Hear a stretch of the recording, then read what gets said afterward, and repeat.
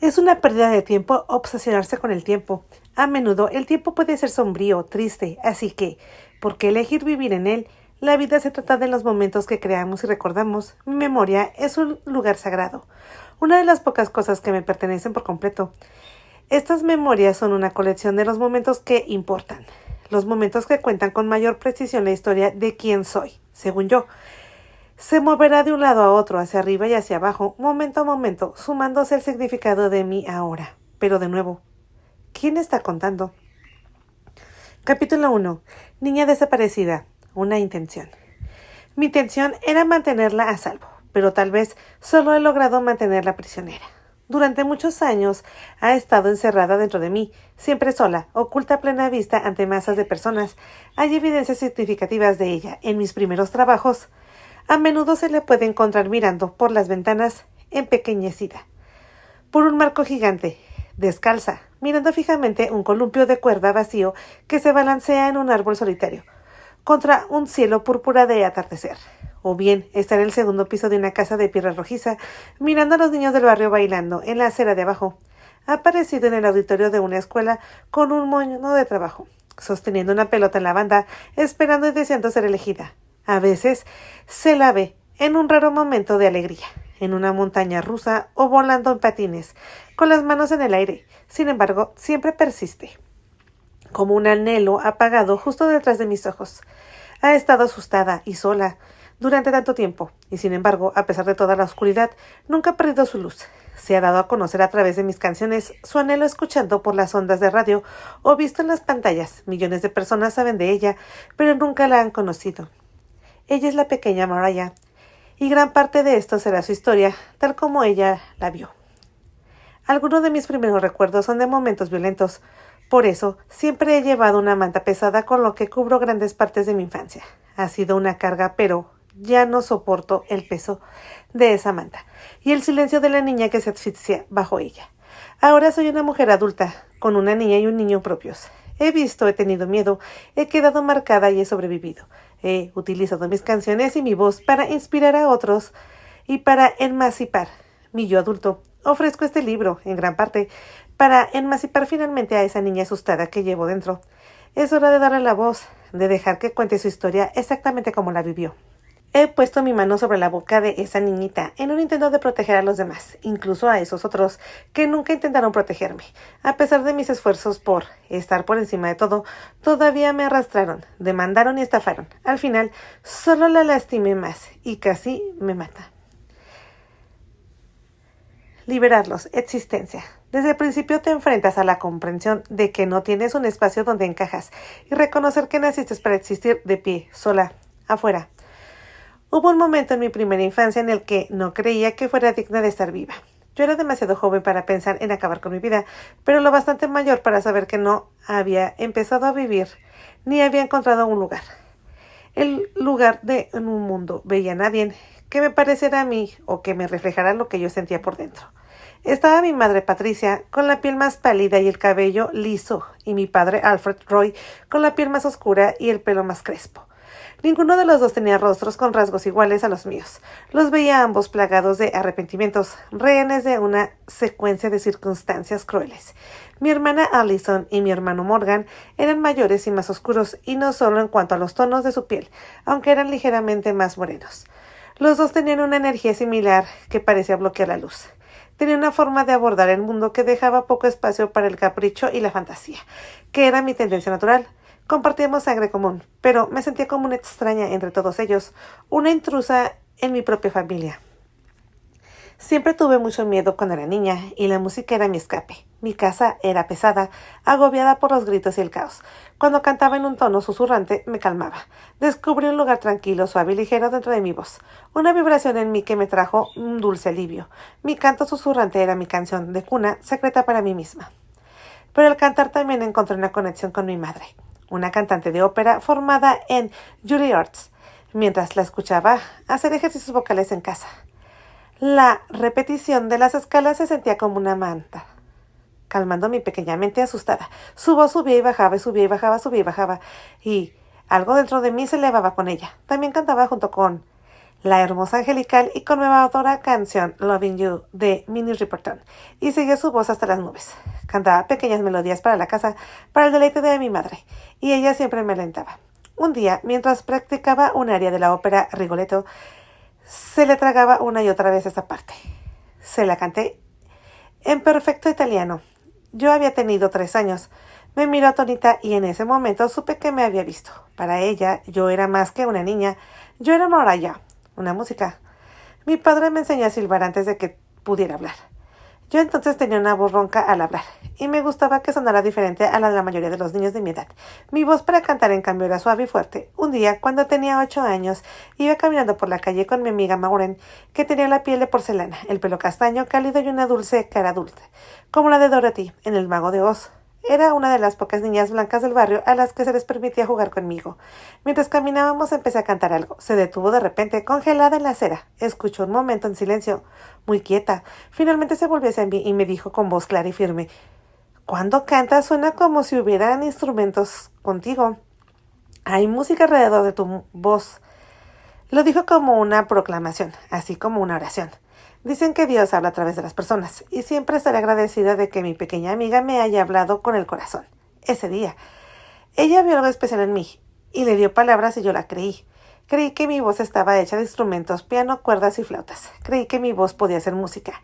Todo lo que necesitaba era que alguien me viera y me escuchara. Vi cómo mi voz podía hacer que otras personas sintieran algo bueno en su interior, algo mágico y transformador. Eso significaba que no solo no era indigna, válida como persona, sino que era valiosa. Aquí había algo de valor que podía aportar a los demás. El sentimiento era el sentimiento que perseguiría durante toda mi vida. Me dio una razón para existir. Cierro mis ojos. Hicieron falta 12 policías para separar a mi hermano y a mi padre. Los grandes cuerpos de los hombres, todos enredados, como un huracán, que se arremolinaban, se estrechaban con mucha fuerza en la sala de estar. En un instante las cosas familiares ya no estaban a mi vista. Ni ventanas, ni suelo, ni muebles, ni luz.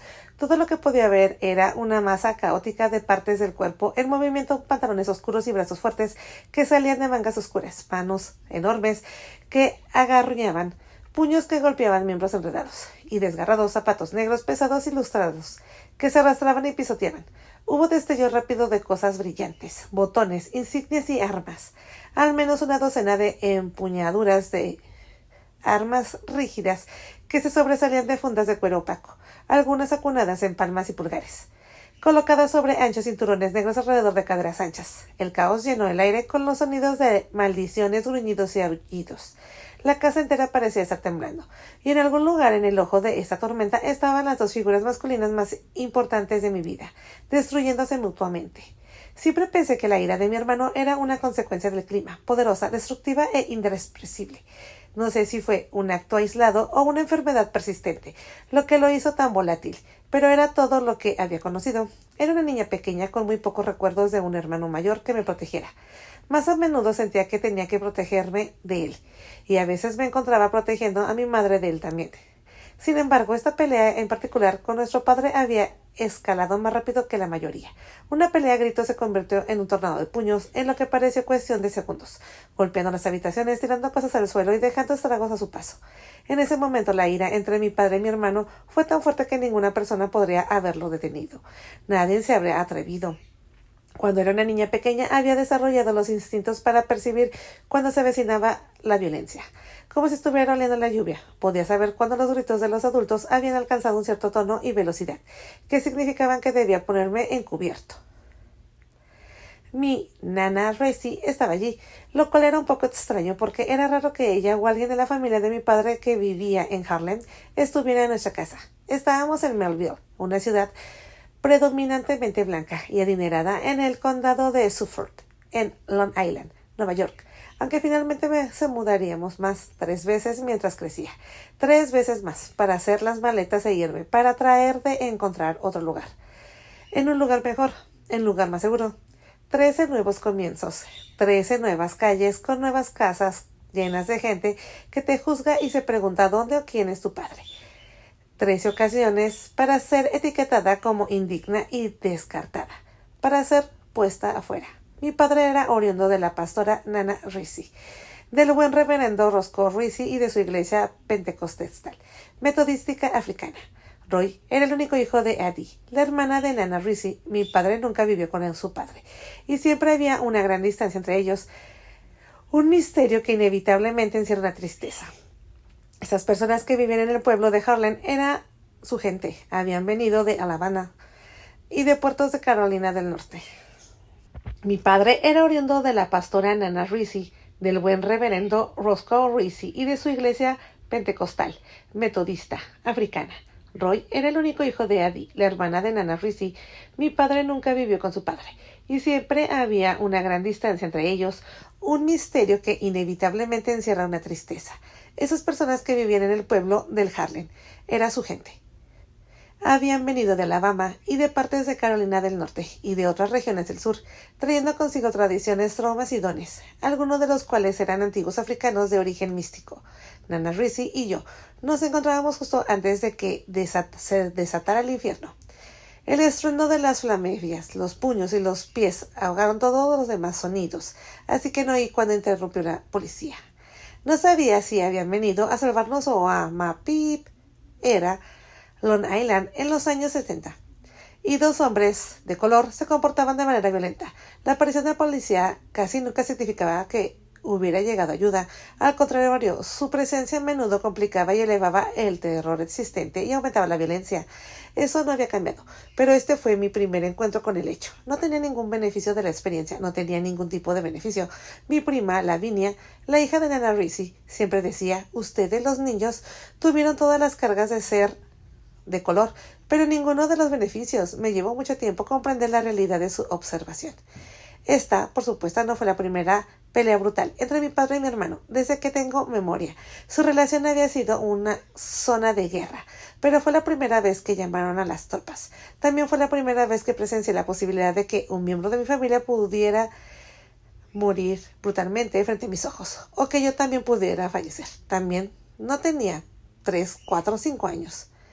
Antes de que mi madre y mi padre encontraran insoportable su matrimonio, vivían juntos en Brooklyn Heights, aunque el barrio había visto llegar una oleada de bohemios ya en 1910 y en los años 50 trajeron una ola de activistas urbanos, gente liberal con dinero que detestaba los suburbios.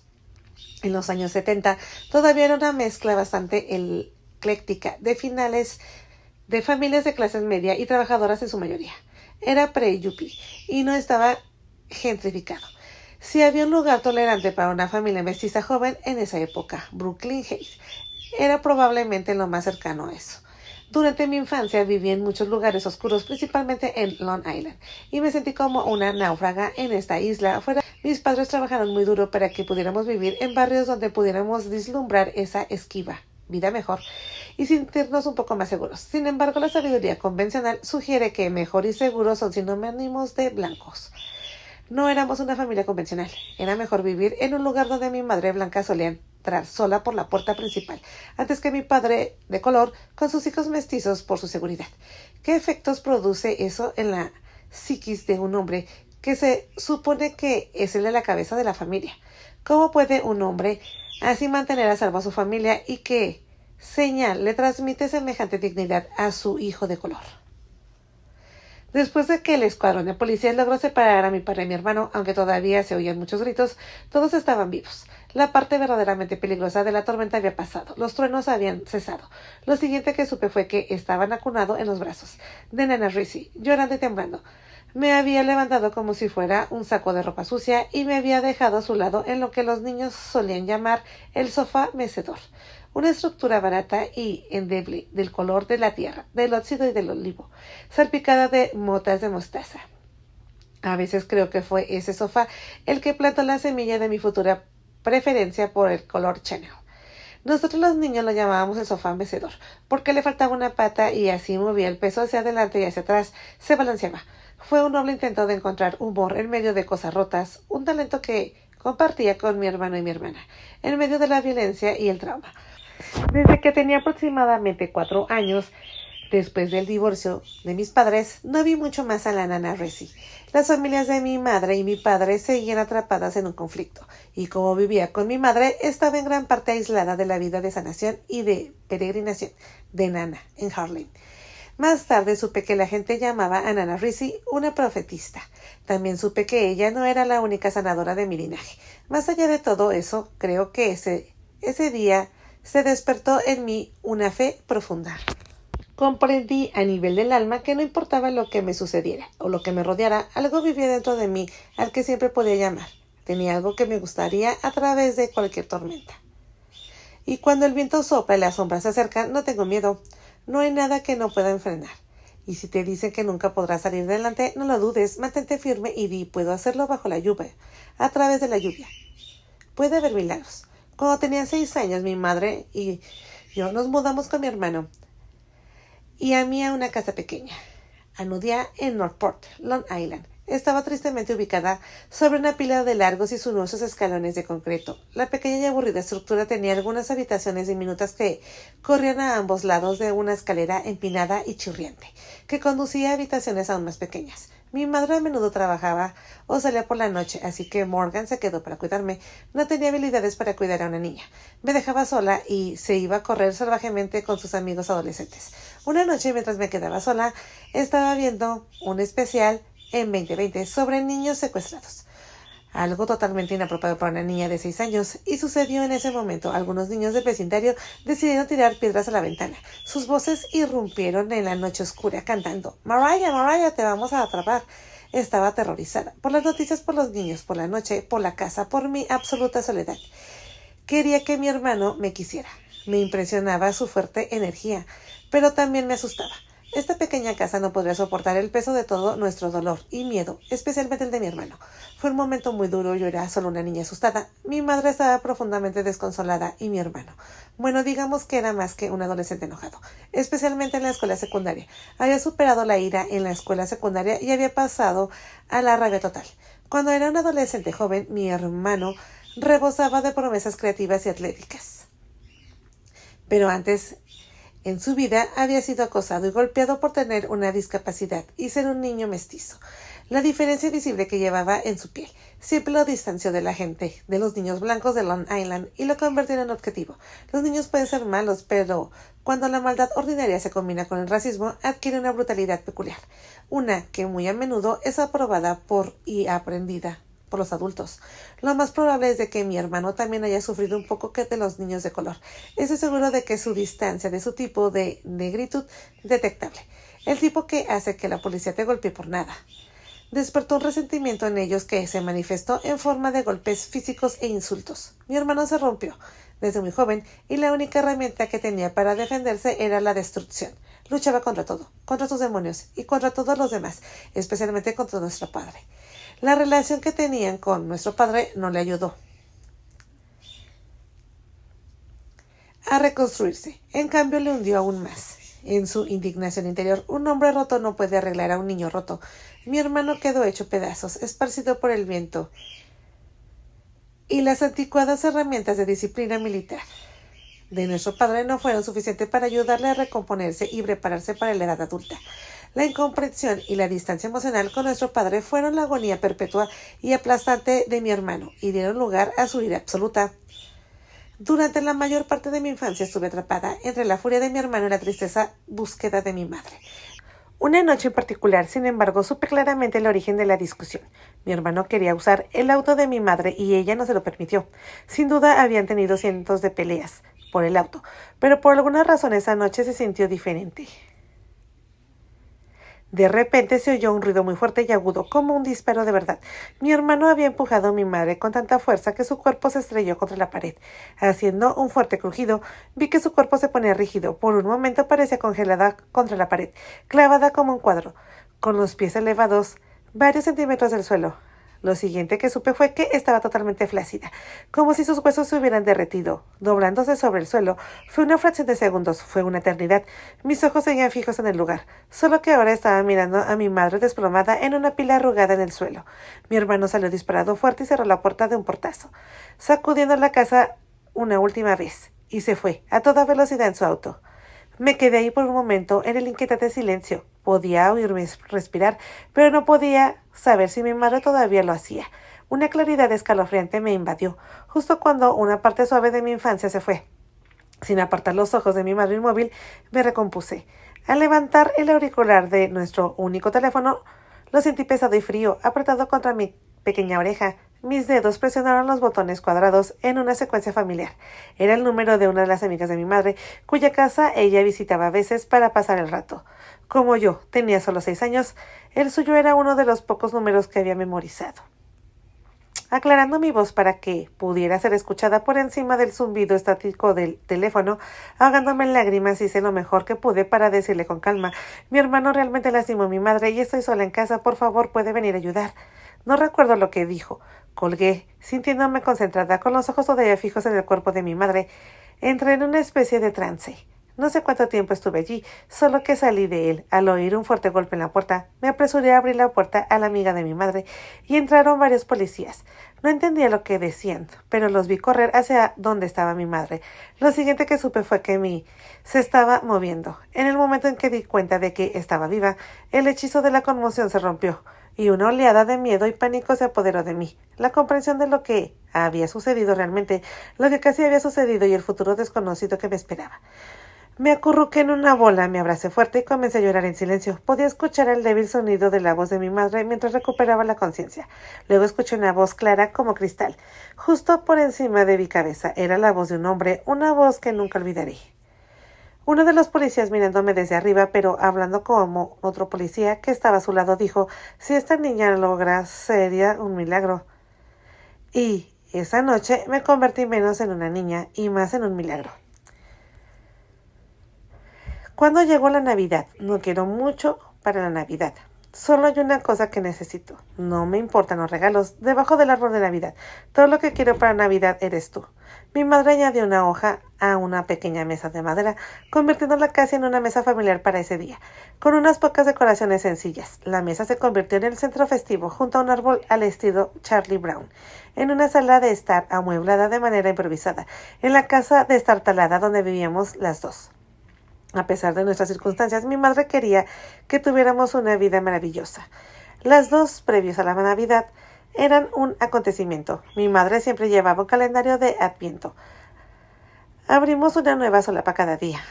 Yo leía la parte de una historia o un poema impreso. Allí, ella me daba los bombones escondidos dentro. El vino caliente que preparaba camuflajeaba la humedad de la casa con un cálido aroma especiado. Yo era muy consciente de que no teníamos mucho dinero, así que nunca esperé recibir regalos extravagantes ni juguetes populares. Me encantaba que hiciéramos un esfuerzo por entrar con el espíritu, hacer lo que pudiéramos para crear un ambiente de alegría y júbilo. Limpiábamos, decorábamos y por supuesto cantábamos. Los villancicos cantábamos con la voz de ópera. Mi madre aportaba una sensación de amplitud a nuestra apretada existencia diaria. Mi madre no era muy buena cocinera, pero para la cena de Navidad lo intentaba. Ambas la intentábamos. Tratábamos de dejar de lado todo el drama que infectaron al resto de nuestras vidas y simplemente disfrutar de una comida navideña tranquila. Demasiado pedir, creo que yo. Era solo una niña que anhelaba una infancia en una casa llena de ilusiones y mucho dolor. A lo largo de los años, mi hermana y mi hermano rara vez se comunicaban durante el año, y mucho menos venían a visitarnos a donde vivíamos con mi madre y yo. La Navidad era una de las raras ocasiones en las que estábamos todos juntos bajo un mismo techo desvencido. Los 4 nos estábamos sentando alrededor de la mesa, mirándonos a los ojos, a menudo incapaces de hablar, obstruidos por todas las cosas, pero para los que ninguno de nosotros tenía lenguaje. Yo era muy joven y todavía no había acumulado suficiente pasado como para que me destrozara. Mis hermanos y mi madre no se comunicaban durante la mayor parte del año, así que parte de la cena de Navidad y mi hermano y mi hermana llegaban llenos de dolor y rabia, hambrientos de atención. Al final, inevitablemente todos estallábamos en un torrente de abuso verbal. Yo me sentaba ahí en medio del centro del caos, llorando y deseando que dejaran de gritar, deseando que mi madre pudiera impedirles gritar y maldecir, deseando poder estar en un lugar seguro y alegre, en un lugar que se sintiera como la Navidad. Mis hermanos claramente no se soportaban, pero su profundo resentimiento hacia mí era una amenaza constante y silenciosa, que hervía a fuego lento justo debajo de la superficie. Yo era la tercera y la más pequeña de las hijas, y nuestros padres se divorciaron cuando yo tenía 4 años. Yo era lo que ellos consideraban una niña de oro, pelo más claro, piel más clara y un espíritu más ligero. Vivía con nuestra madre y ellos estaban exiliados el uno del otro y de nosotros. Vivíamos en un tipo de dolor dirigente, absorbiendo cualquier hostilidad que los niños mestizos, problemáticos y poco queridos ejercían en cualquier barrio negro o blanco. Yo creía que ellos creían que yo estaba pasando. Allí estaba yo, con mi pelo rubio, viviendo con nuestra madre blanca en lo que ellos consideraban un barrio blanco seguro. Años después llamé a mi padre y puse Vision of the Love desde un estudio de grabación, colocando el auricular del teléfono directamente sobre el altavoz Yamaha. «Wow», dijo, «suenas como las tres Pointer Sisters». No era un gran músico, así que esta comparación fue un gran elogio. Mirando de él. Significaba que había notado todas las capas de las voces de fondo, además de la fuerte voz principal. Realmente estaba escuchándome. Y podía decir que estaba feliz. Después de todos estos años fue realmente una validación. Sin embargo, incluso después de todo lo que había logrado, no era inmune al perfeccionismo que había proyectado en sus otros hijos. Después de haber ganado 2 Grammys en mi primer año en la industria, comentó, «Tal vez si fueras productora podrías ganar más, como Quincy Jones». Ese mismo año, el legendario Quincy Jones se llevó a casa 7 Grammys por su proyecto épico Back on the Block, que abarcó toda la historia de la música afroamericana y contó con la participación de gigantes como Ella Fitzgerald y Miles Davis, hasta Luther Vandross.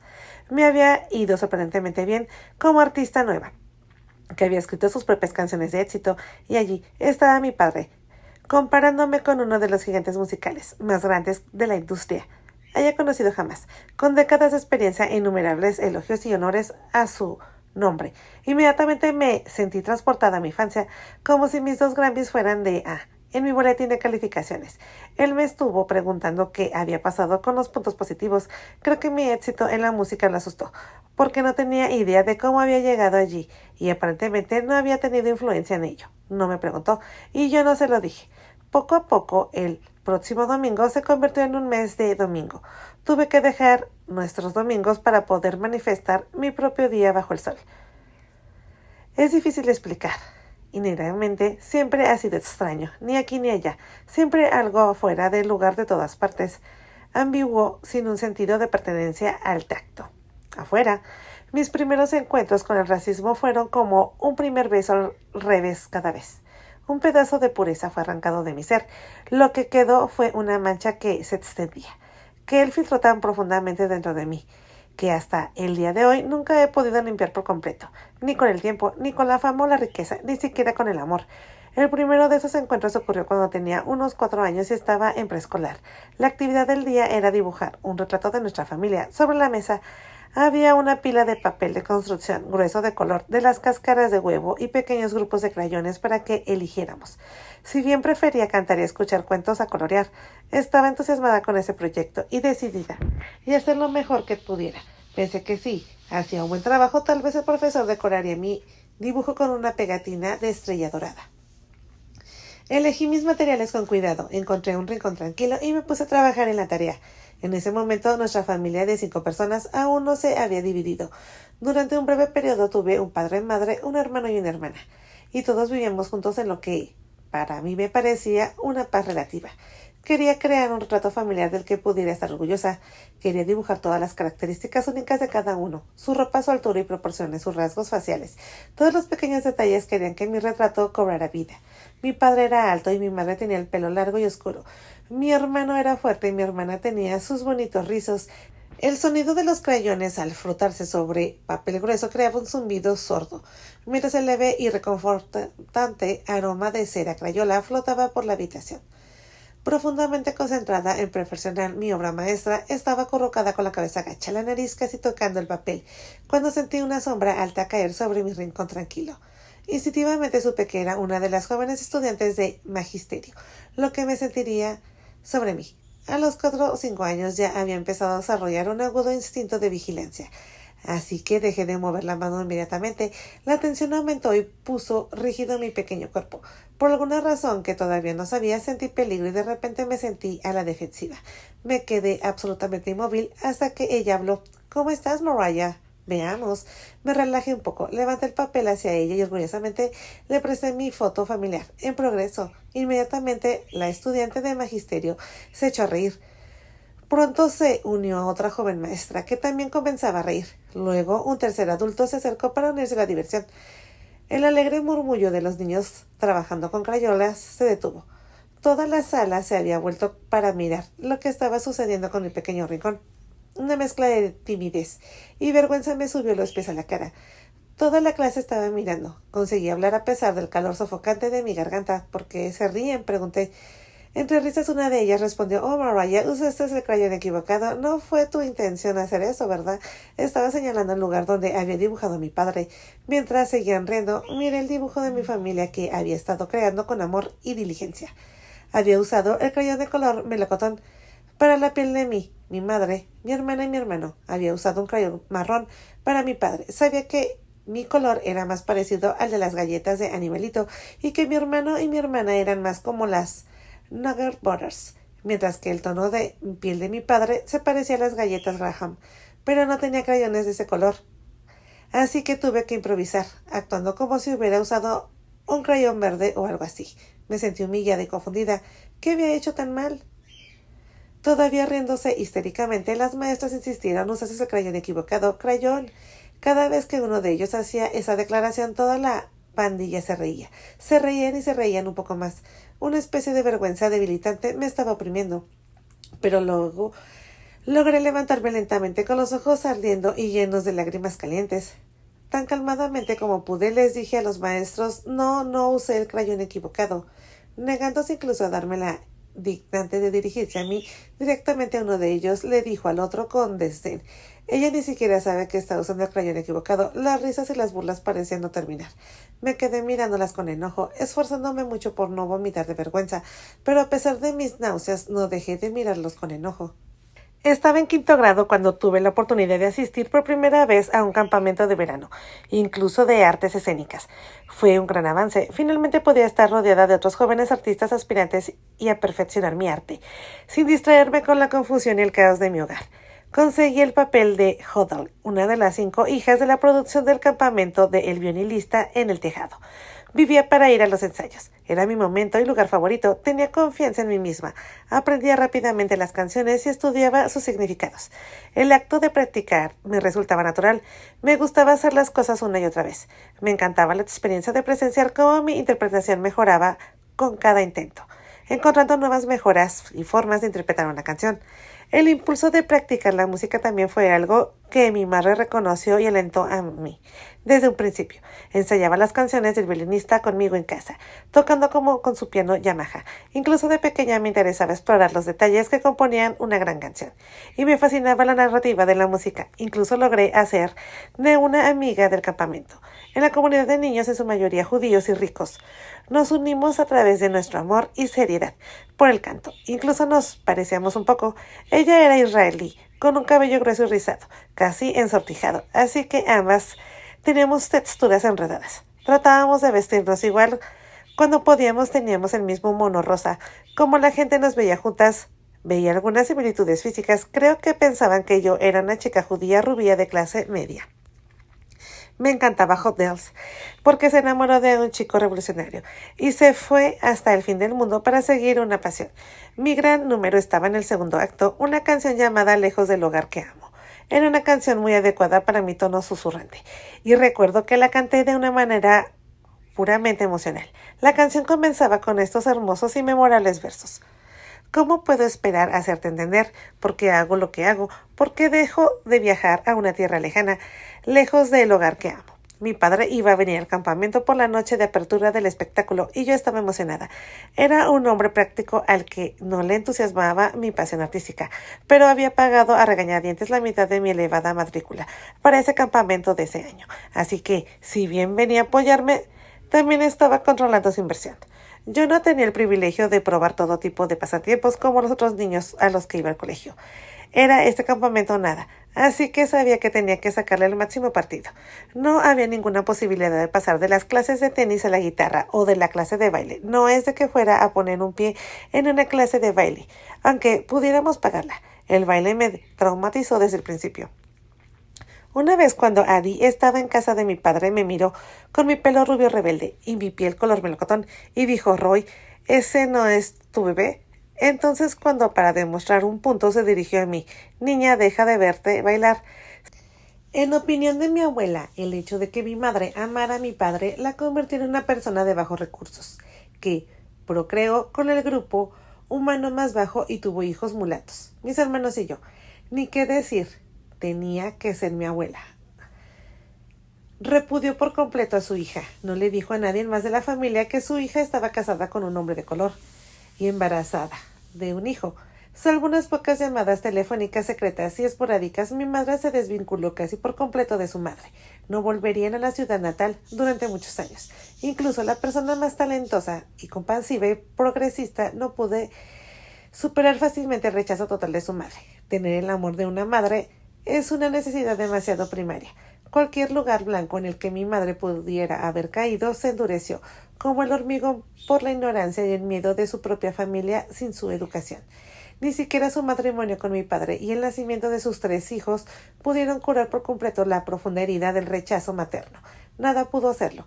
También dudo que amar a un hombre de color y tener hijos mestizos sea la panacea para generaciones de creencias arraigadas en la superioridad blanca, y mi madre y su familia estaban arraigadas hasta los huesos. A menudo me preguntaba por qué mi madre desafió a su madre, su familia y su herencia al casarse con mi padre. ¿Cuál fue su motivación total? ¿Fue todo en nombre del amor incondicional?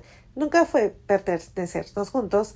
Entre ellos, ella nunca me recordó su romance, ni hubo ninguna prueba física de eso, ni fotos, ni poemas, ni cartas, ni rastros de gran amor. Bueno, hubo 3 hijos. Tal vez mi madre quería mantener en privado su historia y los recuerdos de mi padre, aunque no puede evitar preguntarse si su matrimonio no fue, en parte, una revelación contra su madre. Lo hizo por la atención, por el dramatismo. Más de una vez a lo largo de las décadas he oído a mi madre pedir su café negro, como mis hombres. A menudo lo ha hecho delante de mí y Para ser sincera, no sé si mi madre alguna vez quiso casarse y tener hijos tan joven. Puedo entender que quisiera crear una red de seguridad, una nueva familia propia y seguir abriendo caminos, dejando atrás su hogar y su familia atrasados. Pero lo que no podía entender era que abandonara su prometedora carrera como cantante para hacerlo. En 1977 mi madre grabó un álbum que tituló To Start Again, comenzando de nuevo, pero para entonces ya había tenido un matrimonio interracial, con problemas, 3 hijos, un divorcio, un hijo que todavía vivía con ella. Yo pensaba que una compañía discográfica la descubriría de repente.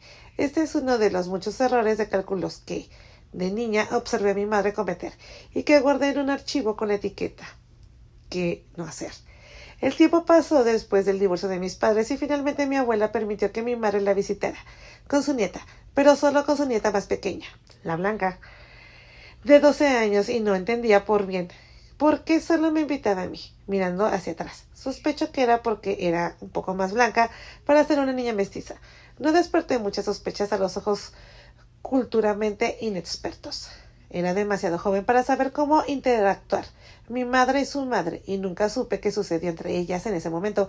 Hubo una disculpa de la madre de Pat por repudiar a su hija y negarle a su familia. Consideró su racismo. Hubo perdón, no lo sé. Lo que sí recuerdo es de que era rígida y formal. Tenía el pelo completamente blanco que llevaba cuidadosamente atado con su rostro con una gran onda en la frente. En su rostro severo llevaba gafas negras de ojos de gato. Su casa no era cálida y el lugar no olía.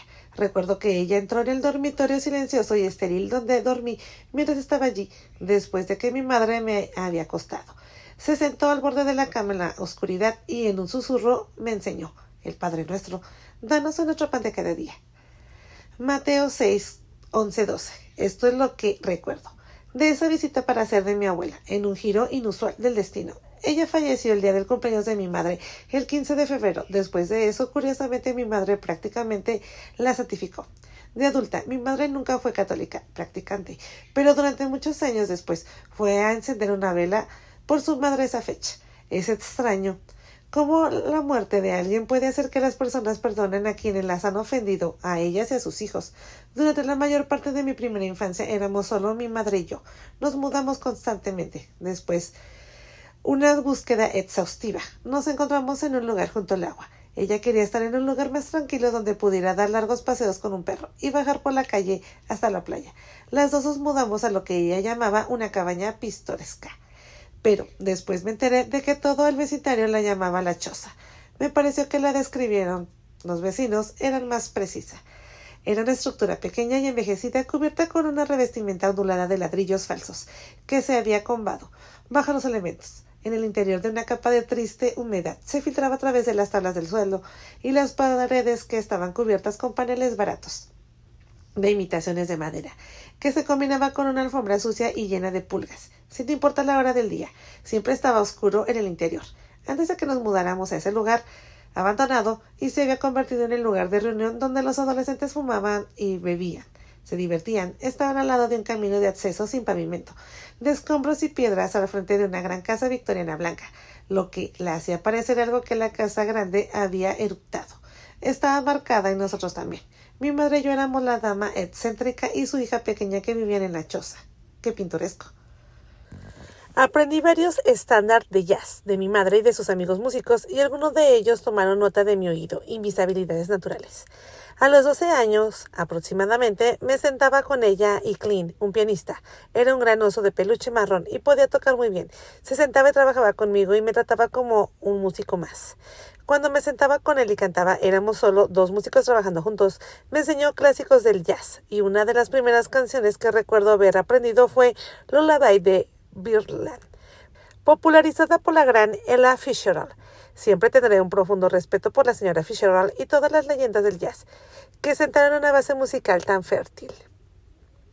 Para músicos de todos los géneros, no era una canción fácil a ninguna edad, pero para mí, a los 12 años, era más que avanzada. Con su intrincada melodía llena de cambios y cambios vocales, fue compuesta para uno de los vocalistas de jazz más ágiles de todos los tiempos. Aprender a escuchar jazz en vivo me ayudó a entrenar mi oído y a dar forma a mi cableado creativo. Estaba aprendiendo a sentir cuándo modular y cuándo hacer ska. El hecho de conocer los estándares del jazz y una disciplina de jazz me hizo apreciar las modulaciones sofisticadas en una canción y cómo emplearlas para comunicar emociones. Stevie Wonder es el maestro absoluto de eso. Para mí las canciones siempre tienen que ver con la emoción. Puede que mi madre no me lleve a la iglesia, pero tocar con músicos de jazz era casi una experiencia espiritual. Morgan y Allison eran niños hermosos y eran muy unidos cuando eran pequeños. Allison tenía la piel como un pudín cremoso de caramelo, con una cabeza de rizos espesos, profundos y oscuros, y ojos a fuego. Era extremadamente inteligente y curiosa, y le encantaba aprender.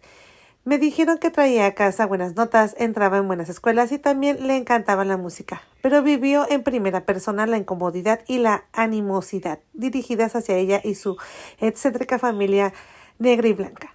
Vio a sus vecinos arrojarles carne cruda con cristales rotos a sus perros y el coche de la familia estallado. También vio cosas dentro de la familia, cosas que un niño nunca debería de ver y que yo nunca sabré. Sé que lo que vivió dañó y descarriló su niñez. Allison y Morgan creían que yo la tenía más fácil que ellos. Nuestros padres eran muy estrictos con ellos. No era duro conmigo porque 3 o 4 años era lo máximo que había tenido cuando estábamos todos juntos. Durante una de sus innumerables peleas, recuerdo vagamente que mi madre le gritó así como: «Esta es mía, no vas a vencer a esta». Yo era pequeña, a menudo decía que no tenía la fuerza para desafiar la agresión de mi padre cuando mis hermanos estaban creciendo. Solo tengo un recuerdo de todos nosotros cenando juntos. Fue una especie de cena reparadora. Mis padres intentaron una vez más ver si podíamos recomponernos y ser una familia. Estábamos todos sentados alrededor de la mesa y comencé a cantar. Mi padre dijo: «Los niños deben ser vistos, no oídos». No me hace falta decir que la cena no nos salvó. El divorcio era inevitable. Mi madre y mi padre tomaron la decisión final de separarse antes de que todo se derrumbara. Recuerdo que me llevaron a la casa de nuestros vecinos y me dieron palomitas de maíz, mientras mi familia estaba a la puerta de al lado discutiendo el desmantelamiento de los Carey. He oído a Allison expresarse que sentía que mi madre la había abandonado, que claramente nos amaba más a Morgan y a mí, más que a ella. También he oído a mi madre decir que Allison eligió vivir con nuestro padre porque se sentía mal y no quería que él estuviera solo. Es probable que haya algo de verdad en las perspectivas de ambos. Yo era demasiado joven para entenderlo realmente. No sé realmente cómo era la vida para mi hermana viviendo con nuestro padre. Solo ellos dos, rotos y enojados. Debe haber sido peligrosamente claustrofóbico. Un choque constante de sentimientos de abandono y resentimientos hacia mi madre bajo su techo. No tenían un espacio real para resolver, ninguna oportunidad de sanar. El orden y la obediencia eran la forma en que mi padre intentaba dar sentido al caos de la sociedad y los escombros en los que había convertido su estructura familiar. La niña que ahora estaba bajo su cuidado exclusivo era una adolescente amargada y rota, y él no tenía herramientas para lidiar con su disfusión y su dolor. Finalmente mi padre y Alison formaron un vínculo unidos en un desdén por mi madre. Creo que también se unieron por la inevitable visibilidad de su negritud. Como era de esperar, Alison recurrió a los chicos y al sex pip en un intento de llenar el vacío familiar de rechazo que había en su corazón. A los 15 años conoció a un chico de color de 19 años y Alison quedó embarazada. Nuestra madre quería que lo abortara, pero nuestro padre le dijo que lo podría tener si se casaba. El joven estaba destinado a ir a Filipinas en la milicia y con el permiso de nuestro padre, Alison lo siguió y se casaron allá. Antes de irse recuerdo que estaba sentada en la cama con ella en su habitación en la casa de nuestro padre. Lo que recuerdo de su habitación es de que en la pared había una estantería con libros y otras muñecas elegantes, esas que llevan grandes y vaporosos vestidos de encaje tipo quinceañeras. Yo miraba hacia arriba para ver esas muñecas muy lejos de mi alcance, que estaban ahí para exhibirlas, no para jugar. Yo las estaba mirando cuando ella señaló su vientre y dijo, «Hay un bebé aquí adentro». ¿Un bebé dónde? En mi estómago. Yo era muy pequeña y no entendía nada de lo que quería decir. En ese entonces no entendía mucho sobre Alison. Nunca olvidaré su extraña combinación de fiesta, de despedida, de soltera y de bebé en la casa de madre. Durante mucho tiempo después siempre pensé, bueno, supongo que a los 15 años es cuando la gente tiene hijos y se casa. Eso distorsionó mi realidad, pero también me centró. Me prometí a mí misma que esa no iba a ser yo. Mi sentido de autoestima, o más bien mi sentido de autoconservación, nació en ese Volkswagen, de la despedida de soltera, baby shower, quinceañera. Juré que nunca iba a ser promiscua. Esta promesa de vivir una vida diferente me llevó a convertirme en una persona muy mojigata. Supe entonces, cuando de repente me encontré con una tía antes de cumplir 8 años, que el cambio de Alison no iba a ser mi vida. Una vez que se acabó el último trozo de tarta de despedida de soltera, quinceañera, baby shower, mi hermana también se fue. Durante años nunca entenderé qué le pasó en Filipinas, pero sí sé que cuando se fue de la casa de mi padre, el resto de su frágil infancia quedó atrás. Después de unos años en Filipinas, Alison regresó a Long Island. Yo tenía 12 años y ella 20. Lo que le había pasado allí, o en Long Island, o en una habitación trasera en algún lugar, le había pasado factura. Aquella chica súper inteligente y hermosa de rizos oscuros, que era mi hermana mayor, se había endurecido hasta convertirse en una extraña especie de ausencia. Algo, o muchas cosas, le deberían de haber sucedido para que cambiara su cuerpo por dinero hidropip, como lo hizo durante años. En aquel entonces había tantas cosas que yo no sabía, pero también tantas cosas que nunca debería haber descubierto. Ciertamente, no siendo tan joven, los años que nos separan bien podrían haber sido siglos. Cuando Alison regresó, iba de lugar en lugar, de casa a casa, con un hombre, con otro, y de vez en cuando se quedaba con nosotras en la casa de mi madre. Entre las muchas relaciones aleatorias con hombres, había un hombre mayor. Supuse que tendría unos 60 años. Tenía media cabeza de pelo. Toda ella era gris. Era amable con mi madre y a veces llenaba nuestro refrigerador de comida. Así que supongo que ella confiaba en él. Una noche en la cabaña, Alison y mi madre se enzarzaron en una de sus innumerables y épicas discusiones. Y por alguna razón desconocida, Alison me llevó con ella a casa de este señor mayor. Hay poco de su casa o de esa noche que yo recuerdo, porque cuando llegamos, Alison me sentó en un sofá marrón claro y me dio como un dulce azul, con un pliegue tallado en el medio y un vaso de agua. Toma esto, me dijo. Lo tomé. En cuestión de segundos, creo. Estaba en una oscuridad pesada y aterradora, empujada hacia un lugar debajo del sueño, y no podía salir. No sé cuánto tiempo estuve inconsciente. Sentí como si el sofá me hubiera absorbido. La única razón por la que recuerdo el color fue desgarrador. A los 12 años probablemente pesaba 40 kilos empapada, y Alison me dio una Valium entera. No sé por qué mi hermana me dropip, no sé por qué mi madre me dejó ir con ella y con ese hombre. Tal vez ambas querían que me alejara de sus vistas esa noche, pero mi vida estaba en peligro en sus manos. Puede que se fuera la primera vez ese año que podía hacerme daño grave, pero ciertamente no era la última. Aunque a los 20 años de Allison ya se había casado, dado a luz, se había divorciado, viajado miles de kilómetros y hecho cosas terribles, todavía podía ser alocada y espontánea. Lo peor había sucedido entre nosotras, así que estaba genuinamente feliz que las visitas salvajes y extraviadas que hacía la casa de mi madre en sus días buenos era una explosión de energía en nuestra pequeña vivienda, a menudo desolada. Parecía madura y tenía un glamour hueco. Se interesó por mí como una preadolescente en lugar de una niña pequeña. Se fijó en mi evidente descuido exterior. Se abalanzó sobre mí y corrigió mis desastrosos intentos de embellecerme, lo que para una niña de 12 años significa todo. Después de que accidentalmente me tiñí el cabello de todo tipo de tonos en un naranja feo, me llevó a comprarme un tónico para el cabello y lo tiñó de un solo color. Me llevó a un lugar donde me embellecieron las cejas. Me llevó a comprar mi primer sujetador. Ella y yo hacemos serios intentos de ser normales. Tratamos de ser hermanas. Bueno, eso es lo que yo creía. Aunque era joven, sabía que mi hermana estaba haciendo cosas que no estaban bien. Quiero decir, tenía un buscapersonas y solo los traffic pip de drop pip tenía un buscapersonas en ese entonces. Llevaba una linda manicura, esmalte de uña rosa brillante, a veces decorado con diamantes de imitación. Una vez cuando estaba dejando frente a la casa de mi madre, con la punta de su uña rosa desfilada en un polvo de cristal blanco, y me lo acercó a la cara diciendo, prueba esto, solo prueba un poco, ¿a quién le importa? Sabía que era copip y yo me asusté muchísimo, le dije, no quiero. Le quité importancia, respondí con calma, no, gracias, adiós, nos vemos luego. Me estremezco al pensar que podría haber pasado si hubiera caído en su trampa y luego en esa casa. No sé qué había pasado si hubiera hecho eso justo antes de ver a mi madre o cualquier momento de mi vida. Fue toda una trampa. Allison empezó a llevarme a ver a sus amigos y yo empecé a esperar con ilusión nuestras salidas secretas. Aunque a pesar de todo el glamour y la emoción iniciales, fue una época muy aterradora en mi vida. Aunque fue hace mucho tiempo, todavía tengo pesadillas al respecto. Allison no eligió cómo empezó su vida y sé que también pasó por un trauma. Parecía como si hubiera alejado por completo de la luz.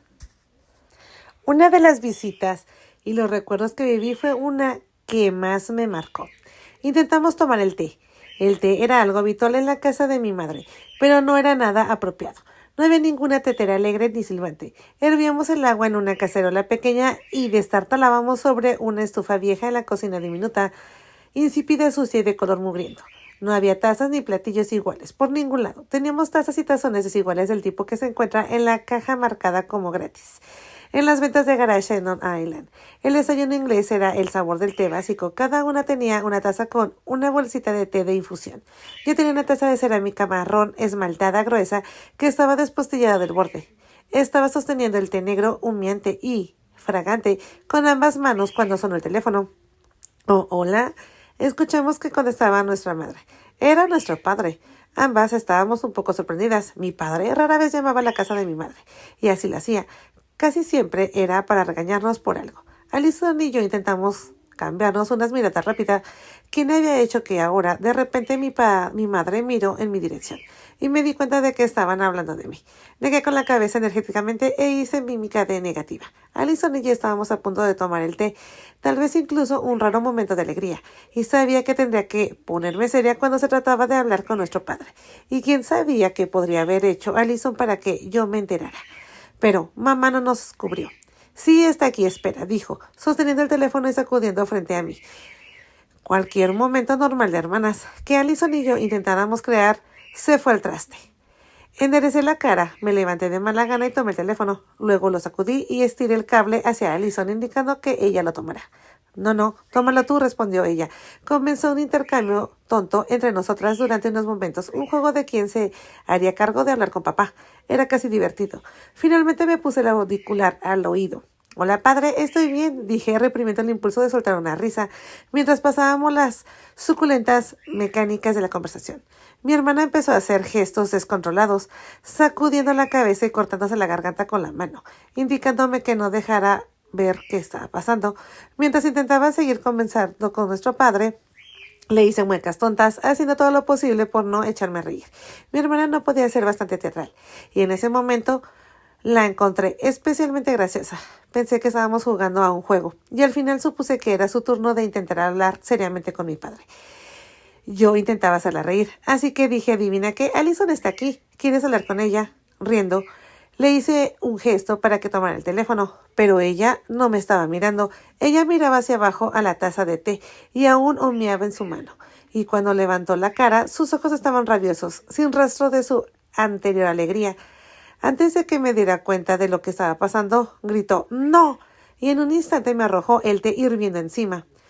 Lo siguiente que recuerdo es de que estaba desnuda hasta la cintura y un médico estaba quitando los restos de mi camiseta de rayas con color turquesa y blancas, que estaban incrustadas en mi carne de mi hombro, con unas pinzas grandes. El médico había tenido que cortarme la camisa con un instrumento, ya que algunas de las fibras habían comenzado a fusionarse con mi piel.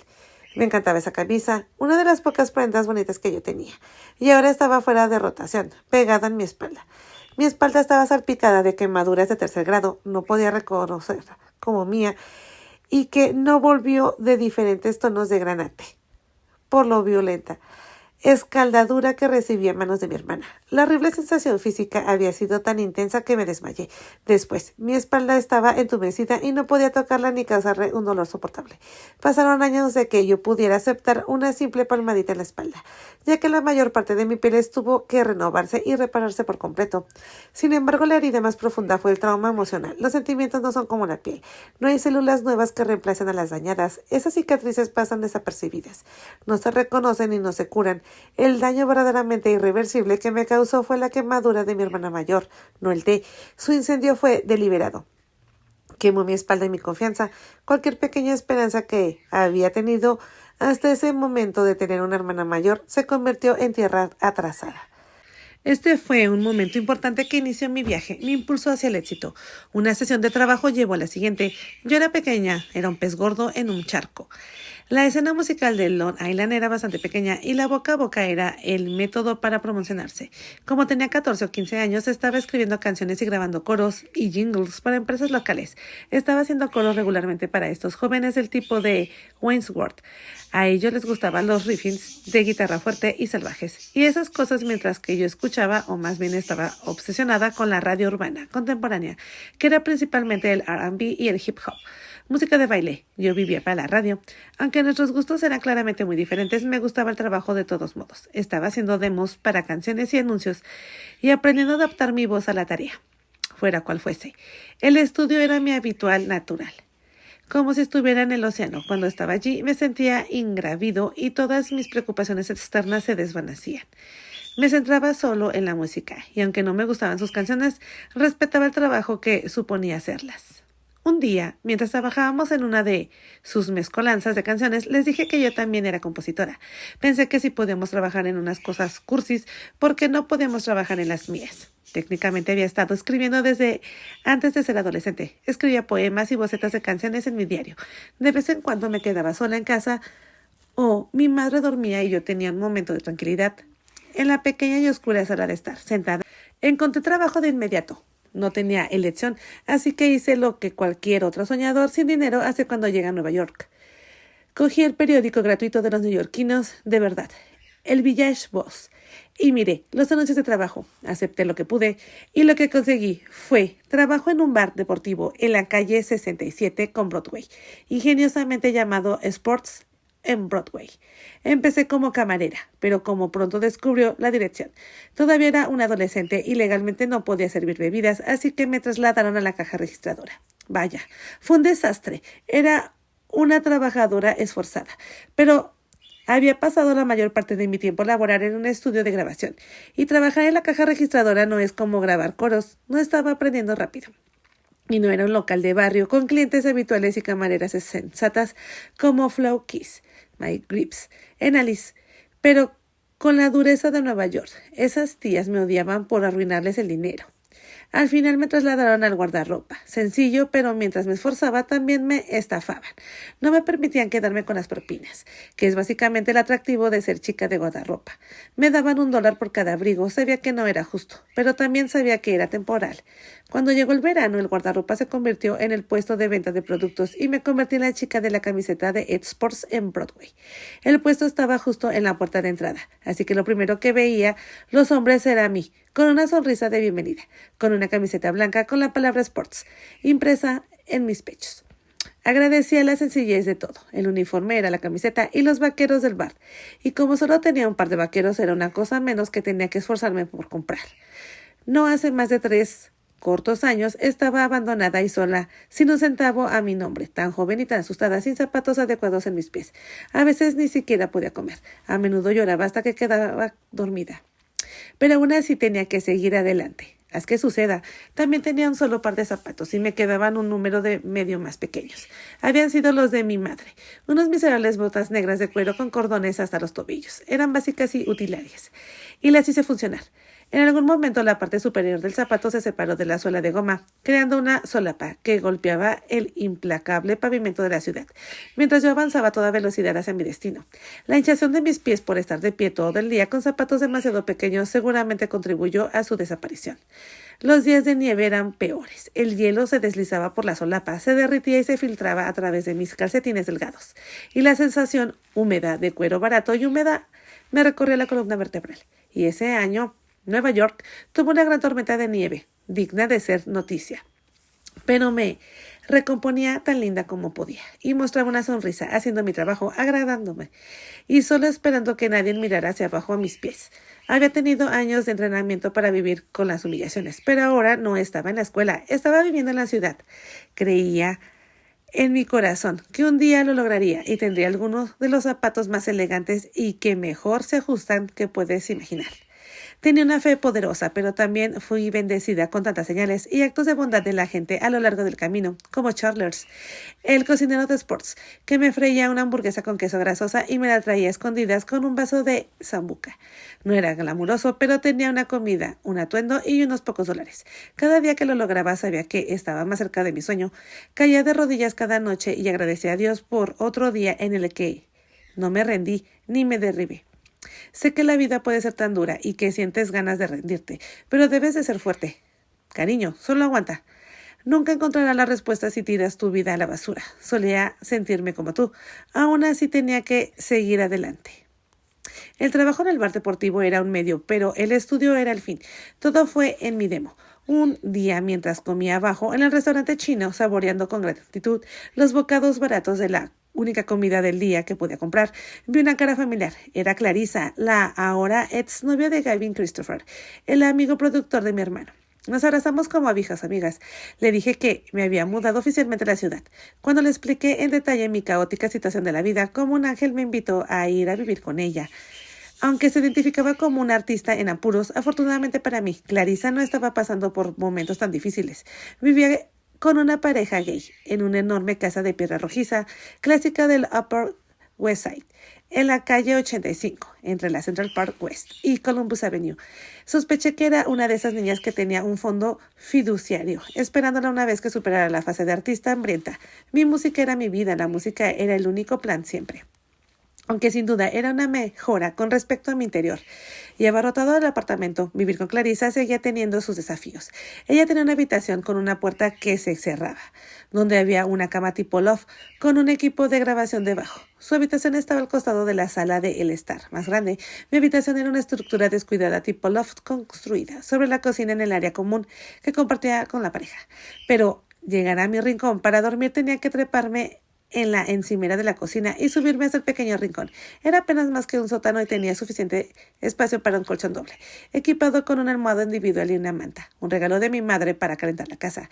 El espacio era tan poco profundo y el techo estaba tan cerca que no podía arrodillarme completamente en la cama sin golpearme la cabeza. Así que allí recé boca arriba. Estaba decorando con los únicos restos de mi vida en Long Island, mis diarios, mis pósters de Marilyn Monroe y un puñado de libros sobre Marilyn. Todavía la admiraba. Conectar con Clarissa resultó ser una gran bendición. Me ayudó a encontrar trabajo y me cubrió cuando no podía pagar mi parte de los $500 mensuales de alquiler. una fortuna para mí en aquel entonces. De vez en cuando me llevaba a comer, incluso escribíamos algunas canciones en un mini estudio. Teníamos algunos contactos en la escena musical de su época con Gavin, y a veces me presentaba a otros músicos que también vivían en el Upper West Side. En esas ocasiones especiales incluso me presentaba. Y me prestaba un vestidito negro para que me lo pusiera. No muy distintivo al que llevo en la portada de mi primer álbum. Ciertamente no tenía nada propio que fuera apropiado para relacionarse con la gente. Como toda en esa época, nada duraba mucho. Al final, la incorporación de algunos compañeros de piso locas hizo que Clarissa y yo huyéramos para salvar nuestras vidas. Realmente no pude entrar en detalles. Y pudimos que seguir adelante e irnos. Nos reunimos con mi amiga Josefina, a quien había conocido cuando tenía una relación abierta con mi hermano. Ella vivía con otras chicas en Suecia, así que éramos 5 chicas al azar, viviendo en un apartamento al azar, en la azotea de un club llamado Rascals. Una vez que me había abierto paso en el círculo íntimo de coristas de la élite, empezaron a llegarme recomendaciones. Los coristas se contrataban de boca en boca, un cantante recomendaba a otro y así. Y los buenos cantantes les gustaban trabajar juntos. Si el equipo es fuerte, la sesión es fuerte. Y sí, las sesiones son fuertes, el dinero es bueno y estable. Ahora estaba en la comunidad cerrada y talentosa de músicos de activo en la ciudad de Nueva York. Aunque invariablemente era la más joven del grupo, también pensaba en los ratos con alguno de ellos fuera del horario laboral, sobre todo en el Upper West Side de Manhattan. No me gustaba beber ni ligar. Para mí, la importancia era hacer contactos, hacer hincapié en el trabajo, y daba sus frutos. Recibí una oferta para hacer una sesión de demostraciones para un grupo llamado Maggie's Dream. Cuando llegué al concierto me dijeron que cantaría para una vocalista masculino. Entró este tipo joven, sereno, de color almendra tostada y artístico. Parecía la definición de un artista. Su cabello espeso y oscuro estaba en las primeras fases de razas. Tenía una barba perfecta, de las 5 en punto, con una gruesa raya de perilla en el centro de la barbilla. Estaba vestido de manera informal, como una estrella de rock, una chaqueta de motociclista vintage y cuero negro, jeans negros, camiseta negra. Tenía un fino aro en la nariz y olía como imaginé que olería los aceites del antiguo Egipto. Su rostro era amable y fino, con una sonrisa de niño. Se hacía llamar Romeo Blue. Sus amigos lo llamaban Lenny, y aproximadamente un año después, el mundo lo conocería como Lenny Kravitz. Maggie Dreams tenía un baterista llamado Tony, que también era el baterista de la banda de una cantante llamada Brenda K. Starr. Brenda había lanzado una gran parte de éxito pop del R&B, llamado I'll Still Be Love, y la compañía discográfica quería hacer que había una vacante de coristas. Y Tony me consiguió un lugar en la audiencia.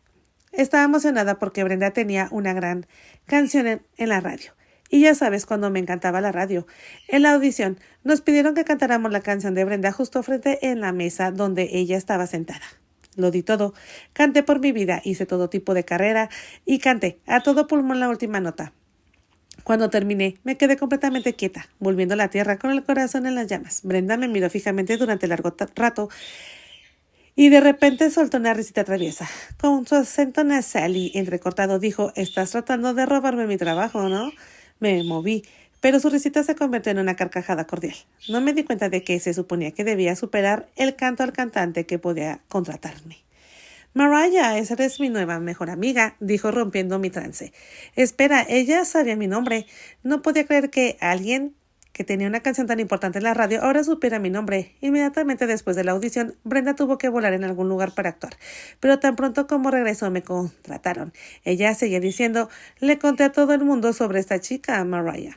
Una noche Brenda anunció: «Que voy a llevar a una fiesta y vas a conocer a un gran ejecutivo discográfico, Jerry Greenberg, y va a ser genial». Claro, ¿por qué no? Pensé. Sentía suficiente confianza profesional para dejar que me arrastrara a una fiesta de la industria, estando haciendo sesiones y teniendo acuerdos con ciernes con Warner para que una de mis canciones se usara para una película. Comenzamos nuestro ritual de salida en su gran baño. Brenda tenía toda la espuma laca, tenis y rizadores que puedas imaginar. Aquanet, botellas a morir. Con su herencia mixta puertorriqueña y judía, sin duda podía trabajar con lo que ella tenía. Intenté crear un bucle largo y uniforme alrededor de mi cabeza, enroscado secciones de cabello alrededor de la varilla de un rizador. Lo rematé con un flequillo recto. Realmente me esforcé con mi look y estuvo bien. Brenda me dijo que esa fiesta era para celebrar de nuevo un sello discográfico. Pero Brenda conocía a Jerry Gerald Greenberg, de quien me dijo que era un pez gordo de la industria en 1974. A los 30 y tantos años se convirtió en el presidente más joven de la historia de Atlantic Records. Cuando me lo explicó, la fiesta empezó a ponerse un poco más interesante. Ahora entendía por qué Brenda quería que llevara mi demo conmigo. No es de que fuera a ningún sitio sin ella. Me había llevado allí para conocer a un chico de Atlantic Records. Mientras subíamos las escaleras lo vi. No era alguien a quien normalmente me hubiera fijado, ni particularmente alto ni bajo, ni elegante ni de mal gusto.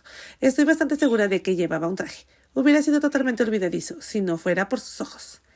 Me miró a mí, no a mí. Estaba un poco conmocionada, no en el mal sentido, pero tampoco con un amor a primera vista. Seguí subiendo las escaleras, esta vez un ritmo más lento, mientras me adaptaba a lo que acababa de suceder.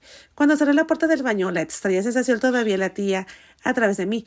¿Qué había sucedido? No sabía quién era, pero lo conocí de alguna manera. Sabía que no era de la televisión ni nada de eso, no era su rostro, era otra cosa. Reconocí su energía, y creo que él reconoció la mía. Brenda estaba muy emocionada. ¿Viste cómo te miró Tommy Mottola? Yo, sí, dijo con los ojos muy abiertos. ¿Quién es Tommy Mottola? Pregunté. Niña, me miró con curiosidad, con una sensación de seriedad. ¿Quién? ¿Quién es Tommy Mottola? Empezó a cantar un estribillo familiar. Tommy Mottola vive en la carretera. ¿No sabes quién es? ¿No conoces esa canción? Sacudí la cabeza. Cantó un poco más. Oh, no. Me di cuenta.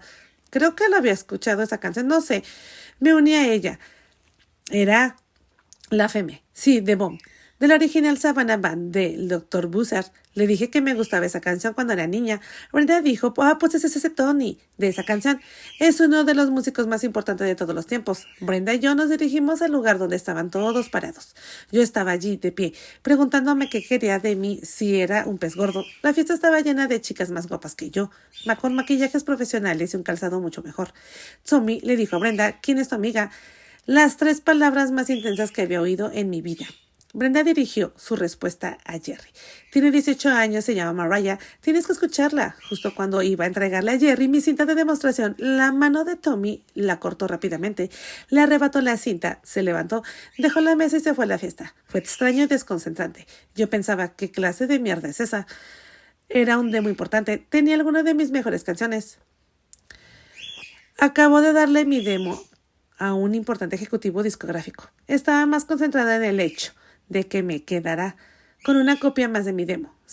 Sé que ese tal Tommy nunca la va a escuchar, pensé. La historia popular cuenta que Tommy se fue de fiesta para subirse a su limusín, donde pudo escuchar inmediatamente el demo. No sabía cuál fue la razón por la que se fue de la fiesta tan abruptamente, pero después de lo que hizo yo también estaba lista para retirarme, y así lo hice. Finalmente Tommy regresó a buscarme, aparentemente sin creer lo que acababa de escuchar. Provenía de esa misma chica de las escaleras, el chico de aspecto inocente con Vans y calcetines holgados. Todas esas chicas elegantes con tacones altos estaban trabajando muy duro para llamar la atención de él, pero él regresó a buscarme a mí. Tommy ya era el presidente de Sony Music, así que conseguí mi número de teléfono, no fue nada. Me llamó y dejó un mensaje en el contestador automático. Josefina y yo hicimos de las tonterías y las voces tontas en el contestador automático un arte escénico. Yo llegaba del estudio a las 5 de la mañana y escribía mensajes disparatados, en el que Tommy oyó. Yo imitaba su acento sueco. Si es la encargada, necesitas ayuda. Tenemos mosca en la cola de nuestros gatos, no hay agua caliente, puras cosas así. Bastante desagradables. Teníamos papel pegajoso colgado en el techo y de las paredes, con el que nuestros gatos se resonaban. Tampoco teníamos agua caliente, era un desastre, pero éramos chicas jóvenes y atrevidas, y nos reíamos de nuestras circunstancias. La primera vez que Tommy llamó, colgó, pero no se rindió. Él me devolvió la llamada y esta vez dejó un mensaje brusco y serio. Tommy Mottola de CBS Sony Records dejó su número, llámame. No lo podía creer. Inmediatamente llamé a Brenda, quien confirmó que efectivamente la oficina de Tommy había llamado a su representante y que querían contactarme. Esta fue la primera de la que sería una extraña y fantástica serie de historias de Cenicienta en mi vida, pero no me dejé llevar. Y créanme, Tommy Mottola no era un príncipe azul. Al principio, Tommy me protegió, aunque respiraba con más tranquilidad, con algunos cambios tempranos y con un camino despejado hacia el éxito. Los traumas y las inseguridades de mi infancia y la presión de mi hermano y otras personas que intentaban aprovecharse de mí seguían a mi espalda, acechando cada uno de mis movimientos. Nunca dejé de mirar por encima del hombro de Tommy. Me protegió de todas las personas que pensaban que les debía algo o que querían utilizarme. Eso significaba que Tommy también me protegería de mi propia familia. Tenía 19 años y ya había vivido una vida de caos, sobreviviendo sola, gracias a mi propia determinación. Entonces de repente apareció este hombre poderoso, abriendo los mares para hacer espacio para mi sueño. Realmente creyó en mí. Con el debido respeto, Tommy Mottola fue justo la píldora amarga que necesitaba tragar en un periodo crucial de mi vida, y le debo mucho respeto. Fue un ejecutivo musical visionario que, sin miedo y con ferocidad, convirtió sus visiones en realidad. Creyó en mí sin piedad. Eres la persona con más talento que he conocido, me decía. Puedes ser tan grande como Michael Jackson. En la forma en que pronunciaba ese nombre, percibía la música. Michael Jackson era un hombre que había desempeñado un papel importante en el avance de las carreras de algunos de los hombres más importantes de la industria, y él veía en mí el mismo aire poco común en el artista y animador más influyente de la historia moderna. Respeto. Y no era un discurso de ventas ni un señuelo barato, era real. No jugábamos cuando se trataba del trabajo. Mi carrera como artista era lo más importante para mí, era lo único. Validaba mi propia experiencia y Tommy comprendía el poder de mi compromiso. Yo era seria y ambiciosa. Él sabía que mi voz era única y fuerte, pero lo que más le impresionaba era cómo yo creaba las canciones, la estructura de mis melodías, la música. Me convertí en su nueva estrella junto con él. Comenzamos a ocupar un puesto importante en el nuevo sello, por lo que tuvo la influencia necesaria para despejar el camino para mi ascenso al cielo.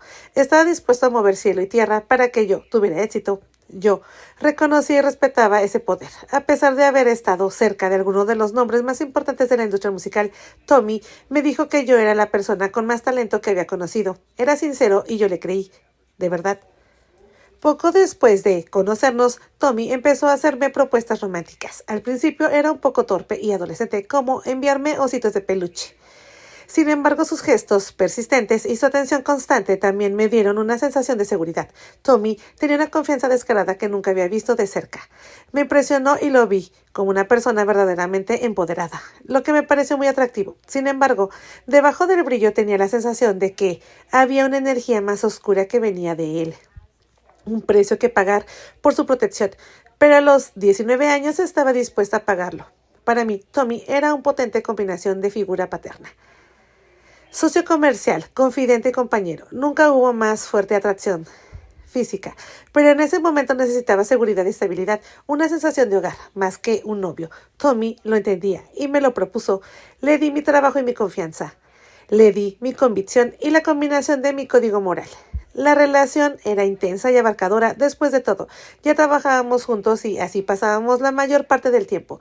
Cuando no trabajábamos, cenábamos en asadores de lujo, en un restaurante italiano infames, o asistíamos juntos a eventos de la industria. Pasaba cada vez más tiempo en mi apartamento de Chelsea y comencé a pasar la mayor de las noches con él. Pronto, Tommy me presionó para que dejara mi puesto y en contra de mis mejores instintos cedí. No sabía que esta renunciada marcaría el comienzo de una marcha lenta y constante hacia el cautiverio. No sabía que ceder a las exigencias de Tommy gradualmente se tragaría mi privacidad y comenzaría a borrar mi identidad. Los fines de semana conduciríamos hasta la casa de campo de Tommy en Hillsdale, Nueva York, a la que finalmente cariñosamente llegué a llamar Hills Jail. La noche que recibí mi primer adelanto editorial por $1 millón, $1 millón compra muchos begos, Tommy nos llevó por Taconic Parkway y se detuvo frente a un hermoso terreno. Detuvo el auto y me dijo que saliera. Mira la extensión en expansión, temblando con la brisa otoñal. Realmente era impresionante. Construiremos una casa aquí, proclamó Tommy. Sabía a qué se traducía eso. Aquí es donde estamos construyendo nuestra casa. No tenía idea del alcance de lo que estaba metiendo. Ahora bien, aquello no era una cárcel de los Hills. Era impresionante y majestuosa. 50 acres de tierra verde y fértil junto a una reserva natural de Bedford. En el especial de Acción de Gracias se titulaba Here is Mariah Carey. Aquí está Mariah Carey. E iba a estrenar 3 canciones nuevas de Music Box: Dream Lovers, Anytime You Need Me, Friends and Hero, junto con algunos de mis éxitos conocidos, Emociones y por supuesto Vision de Loves. Siempre había escrito canciones desde un lugar honesto, utilizando mis propias expresiones y sueños como fuente. También llevé mi voz al extremo. También iba a estrenar Hero, siempre en un riesgo de estrenar canciones en un espectáculo en vivo, con las que la gente no han tenido la oportunidad de concentrarse, a través de la repetición en la radio. Aunque escribí Hero, originalmente no estaba destinada a que yo la interpretara. Me pidieron que escribiera algo para la película Hero, protagonizada por Dustin Hoffman y Geena Davis. Tommy había aceptado que yo presentara una canción para la película, que sería cantada por Gloria Estefan, que estaba en Epic Records, Sony, el sello de Tommy. Era la empresa matriz. Sabía que Luther Vandross también estaba escribiendo una canción para la banda sonora, así que estaría en gran compañía. Me agazapé en Racetrack o Hit Factory, uno de los principales estudios en los que había gastado una gran fortuna. Estuve allí ese día con Walter Afanasy. La trama de la película se explicó a todos en el estudio. En 5 minutos, un piloto va por ahí y rescata a la gente. Eso fue todo lo que absorbí. Poco después me levanté para ir al baño, una de las pocas actividades que hice sin la compañía de alguien a sueldo de Tommy. Me quedé en el cubículo para disfrutar de mi fugaz momento de paz, saborear mi tiempo. Caminé lentamente por el pasillo para regresar al estudio. Mientras caminaba, una melodía y algunas palabras vinieron claramente a mi mente. Tan pronto como regresé a la habitación, me senté al piano y le dije a Walter, así es como va. Tarareé la melodía y parte de la letra. Mientras Walter trabajaba para encontrar los acordes básicos, comencé a cantar y luego llegué a un Hero. Lo guié a través de lo que había escuchado tan vivamente en mi cabeza. Héroe fue creada para una película comercial, para ser cantada por un cantante con un estilo y un rango muy diferente al mío. Honestamente, aunque sentí que el mensaje y la melodía eran bastante genéricos, también pensé que encajaba. Grabamos un demo preliminar que me pareció un poco sensiblero. Pero Tommy escuchó el potencial para un clásico. Insistió no solo de que mantuviéramos la canción, sino que lo incluyéramos en mi nuevo álbum. Yo dije, está bien, me alegro de que le guste.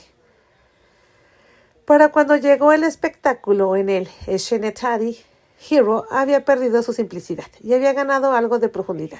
La inquietud inicial que sentí por cantarla en vivo por primera vez frente al público se estaba desvaneciendo, mientras pensaba en todas las personas que habían hecho fila en las calles y colmando el teatro para verme esa noche. Decidí que esta canción en realidad no pertenecía a Gloria Estefan, a una película, a Tommy ni a mí. Héroe pertenece a mis fans y se las iba a entregar con todo lo que tenía. El especial de Acción de Gracias incluía a chicos de una organización comunitaria local que vivían en un barrio marginal. Vi a los chicos de atrás del teatro llenos de promesas y miedo y en ellos me vi a mí. Yo también les cantaría en esa canción. El concierto comenzó con mi último éxito, Emociones, animado y adornado con muchas de mis notas súper altas caracterizadas. Mientras cantaba Emociones, y a través de varias paradas y repeticiones de tomas necesarias. Cantar en vivo para la grabación de televisión es un trabajo tedioso. Pude mirar realmente a la gente del público. Esto era... Cerré los ojos y dije una oración, mientras sonaban los primeros acordes de la introducción del piano. Comencé a tararear desde mi corazón. Cuando abrí la boca, Héroe salió al mundo. Más tarde, en ese año, el 10 de diciembre de 1993, cuando interpreté Héroe en el Madison Square Garden, anuncié que todas las ganancias de las ventas en Estados Unidos se donarían a las familias de las víctimas del tiroteo en el ferrocarril de Long Island, que había ocurrido 3 días antes. En un tren, una ruta que yo había tomado antes, un hombre sacó una arma de 9 mm y abrió fuego. Cuando terminó realmente la grabación, me dejé caer en el asiento trasero, vibrando por una mezcla contradictoria de cansancio y euforia. Cuando salimos a la calle me di cuenta de que donde antes había vacío y unas cuantas barricadas dispersas, ahora había multitudes de personas que se amontonaban sobre los frágiles mamparas de metal, gritando mi nombre. Te amamos, Mariah, te amamos. También vi a los policías de pie allí, intertumbables. En medio de la energía y la emoción palpitantes, una cosa era estar informado, pero otra muy distinta era ver con mis propios ojos, oír con mis propios oídos. En la primera boda real a la que asistí, yo era la novia. Nunca soñé con casarme cuando era joven. En realidad no había querido hacerlo. En la escuela secundaria las chicas fantaseaban con vestidos grandes y vaporosos y bodas en Long Island, mientras que yo visualizaba el sueño de convertirme en una exitosa actriz y música. Eso era todo lo que importaba, así que fue bastante irónico que terminara teniendo una de las bodas más lujosas de la década en Nueva York, con uno de los vestidos más dramáticos y voluminosos de la década. Aparte de la ambición, Tommy y yo éramos completamente diferentes, y la parte negra de mí le causaba confusión. Desde el momento en que Tommy me contrató, trató de quitarme lo urbano, traducción negro. Y no fue diferente cuando se trató de la música. Las canciones de mi primer demo, que se convertirían en mi primer álbum exitoso, eran mucho más conmovedoras, crudas y modernas en su estado original. Al igual que hizo con mi apariencia, Tommy suavizó las canciones para Sony, tratando de hacerlas más generales, más universales, más ambientales, más ambiguas. Siempre sentí que quería convertirme en lo que él entendía un artista mainstream, en decir blanca. Por ejemplo, nunca quiso que usara el cabello lacio. Creo que para que él no se vea naturalmente liso, parecía alisado. Él pensaba que me hacía parecer demasiado urbana. Tommy también estaba entusiasmado con la posible pompa y solemnidad que podíamos crear. Se centró en seleccionar la audiencia más influyente e impresionante, es decir, la lista de invitados. Que pudiera, estaba claro que no había ninguna familia ni madre de la novia a cargo de la ceremonia. Todos los colegas de Tommy, que era una mujer de mediana edad con buenas conexiones sociales, fue designada coordinadora de producción. Ella me ayudó con todos los detalles importantes como el vestido. Ese vestido era un evento en sí mismo. Mi coordinadora era amiga de una de las diseñadoras de moda feministas más prominentes de la época, cuya especialidad eran las novias. Parecía que pesé tanto tiempo en su sala de exposiciones para las pruebas como en el estudio para un álbum completo. Por supuesto, me inspiré en la princesa Diana. ¿Quién no? Ella era una figura inspiradora. Me encantó esa boda y en realidad era mi único punto de referencia sobre cómo debería ser una boda.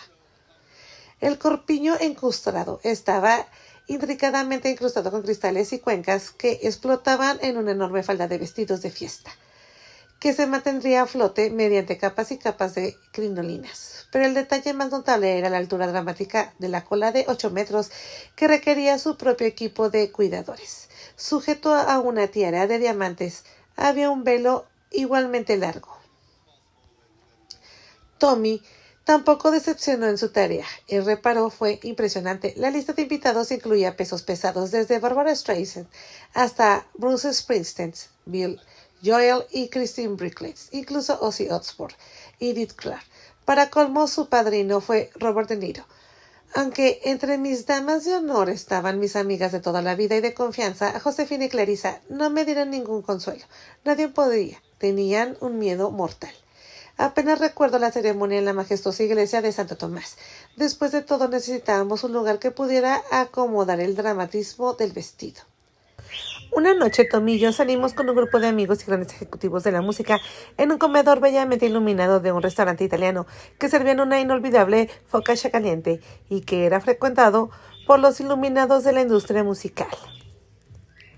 Mi antiguo manager también estaba con nosotros en el restaurante. La conversación se desvió hacia Puffy, alias Sean, alias P. Diddy, que había dejado recientemente Uptown Records, donde había empezado como becario y con el tiempo se había convertido en el director de R&B.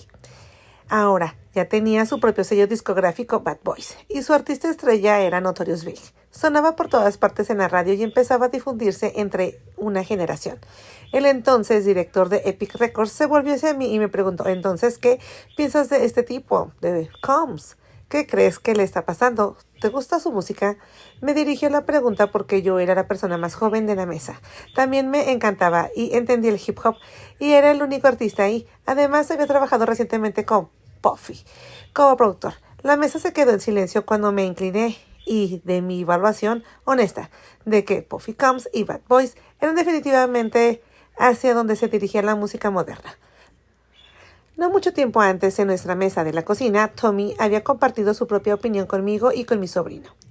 Puffy me lustrará los zapatos en 2 años. Me quedé atónita. Un momento, ¿qué dijo? Fue una de las pocas veces que me enteré que Tommy y dije que lo que había dicho era descaradamente racista. Estaba cabreada. Sean nunca había visto responderle. Se sorprendió de que mostrara mi enojo y se preocupó genuinamente por mi seguridad. Mucha gente lo estaba entonces, pero en esa noche en el restaurante, lo que podría haber sido una discusión intensa entre un líder de la industria y un artista sobre la cultura global y el futuro de la música pop estadounidense se convirtió en una rabieta épica de Tommy. Mientras terminaba mi respuesta, vi que sus ojos brillaban con una furia familiar. Saltó de la mesa y comenzó a caminar de un lado hacia otro, resoplando y jadeando. Por el restaurante estaba tan furioso que no podía contenerse. Toda la mesa permaneció en silencio mientras nos mirábamos unos a otros sin saber qué demonios le pasaba esa vez o qué debíamos hacer. Todo el restaurante fue testigo de cómo Tommy intentó bajar, caminando de una cornisa que solo él podía ver. Finalmente regresó furioso, todavía vibrando de rabia. Golpeó la mesa con un puño y anunció: «Solo quiero que todos sepan que el Día de Acción de Gracias está cancelado». Vale, estábamos planeando tener una cena festiva de Acción de Gracias en Sing Sing, pero como me había atrevido a dar mi opinión honesta y autónoma en público, a alguien a quien admiraba que me había preguntado qué pensaba, iba a ponerle el fin a la diversión. Como si fuera la fiesta de cumpleaños de mi hijo de 10 años, incluso entonces era ridículo. La arrogancia con la que declaró cancelado un día festivo nacional. Como quien iba a llamar a Frank Perdue. Por Dios, ¿quién iba a llamarlo a todos los Mothersballs? Me habían hecho una pregunta directa. ¿Qué se suponía que debía hacer? ¿Quedarme allí sentada como una tonta y no responder al hombre? Todo era ridículo. Sabía que el hip hop añadía energía joven y emocionante a casi cualquier otro sonido si se hacía correctamente. Sabía que Combs sería el socio de producción perfecto para el Fantasy Remix, con el que estaba soñando. Estaba muy contenta con lo que el productor Dave Jam Hall y yo habíamos hecho con el single. Para el sample, elegí Genios de Amor, de Tom Tom Club. Era una canción de fiesta, divertida y perfecta, pero sabía que podía llegar a lugares aún más interesantes. Mantuvimos el ejemplo de Tom Tom Club para el remix, incluso enfatizándolo y realzándolo más. Combs estaba muy entusiasmado con mi idea de incluir a Old Dirty Bastard. Esa fue la verdadera genialidad de él. Los ejecutivos de la Morgue Corporation no estaban locos por ODB. En realidad pensaban que estaba completamente loco y que estaba a punto de dejar en shock a toda mi base de fans. Tommy generalmente consideraba que el rap era ruido de fondo y no tenía idea de que ODB estaba a punto de traer el ruido a Fantasy. No entendían los diversos que eran mis fans, ni entendían el impacto global. Quiero decir, Upfront, de 36 capítulos, vamos.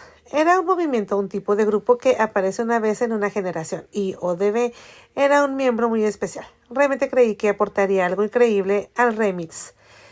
Combs captó la visión y la llevó adelante. También hubo un par de personas geniales del ARB que me ayudaron a introducir de contrabando una de las mejores incorporaciones del rap de todos los tiempos. Por supuesto, la sesión para ODB era esa tarde en la noche, y después de que Tommy me recogiera y que me llevara de vuelta a Sing Sing para pasar la noche, me había dado un baño, que se había convertido para mí en una especie de ritual bautismal, inverso con el que pasé de ser una joven artista discográfica global a una esposa enjaulada de Westchester. Me puse un camisón de seda blanca y caminé de puntillas por la alfombra de la lana blanca del dormitorio principal y me subí a nuestra opulenta cama equipada con sábanas egipcias blancas de 1000 hilos y lo que parecía 100 almohadas blancas de plumas. Tommy ya estaba en la cama con su pijama de algodón blanco. Su lado de la cama parecía 1.000.000 de millas de distancia. La esterilidad se había convertido en rutina. De repente sonó el teléfono. Respondí y comencé a chillar de emoción. Alguien en el estudio llamó para informarme que ODB había terminado su sesión. Espera, dije, déjame poner el altavoz. Aparté el altavoz para que Tommy escuchara. Nueva York en la casa. Brooklyn en la casa. Uptown en la casa. La costa oeste está en casa, Japón está en casa, todo el mundo está en casa, bebé, vamos, lo hicimos. ¡Yay! No pude contenerme. Las ventas de taquilla de Glitter fueron desalentadoras, en gran parte porque el país todavía se estaba recuperando de los ataques del 11 de septiembre. La tragedia todavía estaba fresca y nadie estaba preparado para la distracción ligera, que fue Glitter. Por respeto a nuestro duelo colectivo, una pensaría que los medios también habrían apartado su obsesión de mí, pero pareció que solo se intensificó.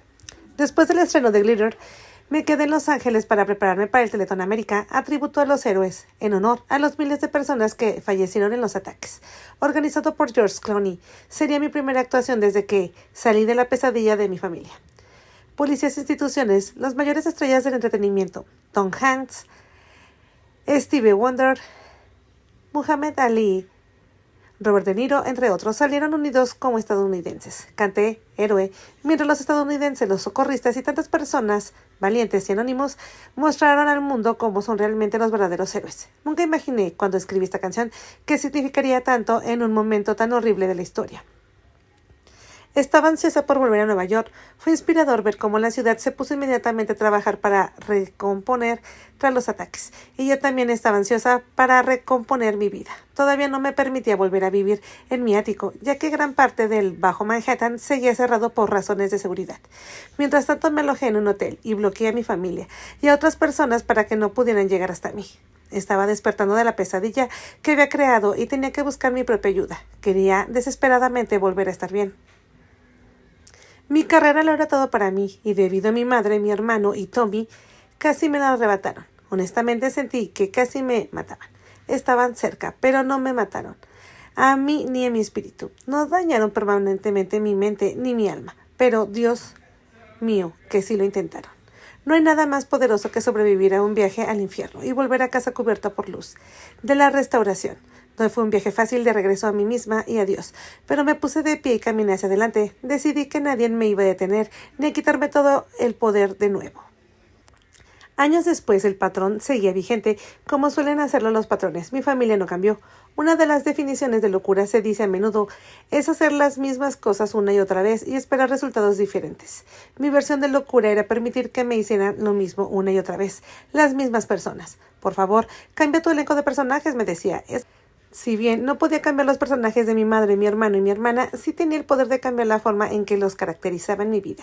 Así que, para mi cordura y mi paz mental, mi terapeuta me animó a cambiar literalmente el nombre y la forma de enmarcar a mi familia. Mi madre se convirtió en Pat, para mí, Morgan en mi ex hermano y Allison en mi ex hermana. Tuve que dejar de esperar que un día, milagrosamente, se convirtieran en la mamá, el hermano y la hermana mayor con los que fantaseaba. Tuve que dejar de estar disponible para que me hicieran daño. Ha sido útil. No tengo dudas de que es emocional y físicamente más seguro para mí no tener ningún contacto con mi familia. La situación con Pat, en cambio, es más complicada. He reservado un espacio en mi corazón y en mi vida para abrazarla, pero con límites. Establecer límites con la mujer que me dio la luz. No es fácil, es un trabajo en proceso. Llegar a Virgin me había parecido un triunfo porque estaba muy desesperada por salir de Sony. Virgin no era tan grande, pero era un sello boutique. Y sabía lo bien que habían cuidado a Lenny Kravitz y a Janet Jackson. Me ofrecieron un trato tan bueno en parte porque no eran tan hábiles e influyentes como otros sellos discográficos. No conocían todos los trucos que conocía Sony y los grandes sellos. Eran eclécticos y me veían como una gran estrella brillante. Al principio elegí Virgin en lugar de un sello más grande y más despiadado por el trato que me ofrecían, pero cuando quisieron ajustarlo con todos los nuevos jugadores, no tenía ninguna razón para quedarme. Me ofrecieron un acuerdo revisado en el que me pagarían mucho menos y tendría más control, pero me negué. Después de Glitter, mucha gente me descartó, pero, como dijo Jimmy Jam, nunca descarten a Mariah Carey. Y yo digo, nunca descarten a nadie, nunca se sabe de dónde vendrá la fuerza. También gané algunos premios por mi pequeño pero significativo papel. Gané el premio de la interpretación revelación en el Festival Internacional del Cine de Palm Springs, donde Lee y yo estuvimos especialmente festivos, usando nuestros apodos en el escenario, yo gatito y el algodón, riéndonos y susurrándonos, y vale, tal vez también estábamos un poco achispados, pero fue una de estas entregas de premios en las que hay botellas sobre todas las mesas. Sobre todo, estábamos totalmente emocionados. La primera vez que conocí a la señora Franklin fue en uno de los Grammys, mi primer año, cuando fui nominada a 5 premios. Lo que me destrozó los nervios no fue que solo hubiera estado en el negocio durante unos 6 meses y que estuviera actuando en los Grammy para millones de espectadores en vivo por televisión, y todas las grandes estrellas de la música estaban entre el público.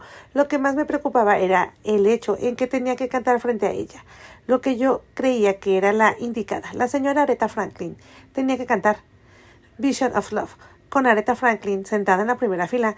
Muchas veces había visualizado el sueño de cantar en grandes entregas de premio, pero nunca imaginé que tendría que hacerlo frente a mi ídolo en mi primera ronda. Años después me dijo, Mariah, siempre has tenido buenos modales y eso es lo que le falta a la mayoría de estas jóvenes. Son los modales y no los tienen. Mi siguiente gran encuentro con ella fue en 1998, cuando me pidieron que actuara en el programa Divas Live de VH1, para el que iban a hacer un tributo a Aretha Franklin. Por supuesto que dije que sí, porque era Aretha, y cuando te convocan para rendir homenaje a la reina, saltas y dejas de saltar. Cuando llegó el día antes del espectáculo para el ensayo, Aretha le estaban dando al productor algo que podía sentir. Es un gigante en la industria. Ken ha producido innumerables ceremonias de premios y honores, incluyendo más de 30 Grammys, y mi espectáculo número 1 de los Infinity de las Colleges en Las Vegas. Él y Aretha tenían una historia. Bueno, él produjo su debut operístico en los Grammys. No tan buena parecía haber tenido luchas de poder, como un matrimonio de ancianos. Las otras cantantes divas seleccionadas para el espectáculo fueron Celine Dion, Shaina Twain, Gloria Estefan y Carole King, por haber escrito la increíble You Make Me Feel Like Natural Woman. A Aretha le encantó y convirtió en un clásico. Ken me dijo que en varias ocasiones Aretha dijo: Mariah es la única chica con la que yo cantaré esta noche. Por eso fue el único que hizo un dueto con ella en el programa. Cuando Oprah te invita a ir a Sudamérica, dejas todo y te vas. Cuando Oprah te invita a algún sitio, vas. Pero esto fue algo muy importante. Fue algo bastante extraordinario, incluso para ella. La inauguración de su Academia de Liderazgo para Niñas, Oprah Winfrey. Fue un privilegio único en la vida estar entre las pocas personas a las que invitó, entre ellas a Tina Turner, Sidney Poitier y Mary G. Beagle. Y luego fui una de las pocas personas que seleccionó para conocer personalmente a la fenomenal figura transformadora Nelson Mandela. Me llevaron a una habitación pequeña, sencilla y elegante, donde el señor Mandela estaba sentado en un solitario sillón gris, con una de las características camisas estampadas. Parecía un rey, parecía un padre. Estuve con él solo por un momento, pero fue un momento increíble y poderoso. Me incliné para abrazarlo y en ese breve abrazo sentí la energía de la ascendencia antigua y del futuro, de la lucha y el sacrificio, de la fe y de la visión inquebrantable. El amor revolucionario, el señor Mandela me sonrió y en un instante sentí que mi propia constitución cambiaba. Ali Muhammad Ali cumplía 60 años y se estaba produciendo una especie de televisión de CBS para celebrar su vida triunfante en la era del 2002, justo después de que Will Smith lo interpretara en la película Lee. Me pidieron que cerrara el programa con la canción del cumpleaños feliz. Había admirado inmensamente al señor Ali desde la infancia. Era una de las pocas personas a las que toda mi familia desunida se reunía. Sí, salía en la televisión.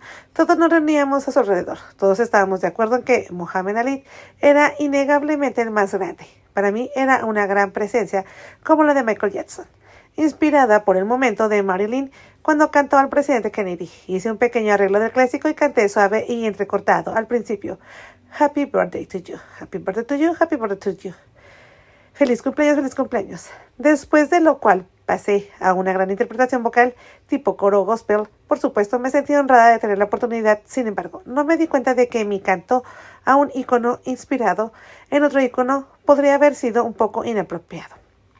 Verás, estaba vestida con un sencillo vestido lencero corto de seda de color rosa helado e hice algunos guiños y contones quiche durante mi actuación. Estaba pensando, por supuesto, todos están al tanto de la referencia. Lo que no tomé en consideración fue que el señor Ali era musulmán, al igual que su esposa y sus hijas. Tampoco sabía que en ese momento que las mujeres musulmanas se visten y actúan modestamente.